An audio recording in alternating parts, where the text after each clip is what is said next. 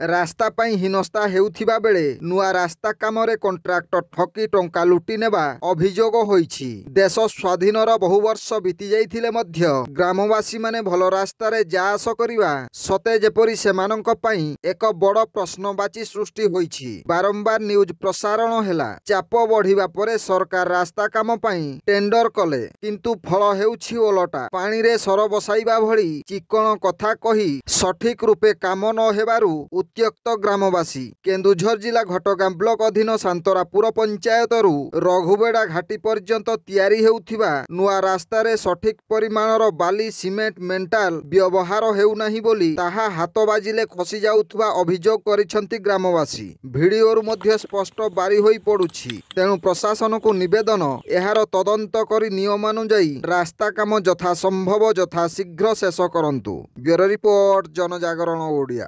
Video ଗୁଡ଼ିକ ଆପଣମାନଙ୍କୁ ଭଲ ଲାଗୁଥିଲେ ଆମ ଚ୍ୟାନେଲକୁ ସବସ୍କ୍ରାଇବ୍ କରିବା ସହ ଲାଇକ୍ ସେୟାର କରିବାକୁ ଭୁଲନ୍ତୁ ନାହିଁ।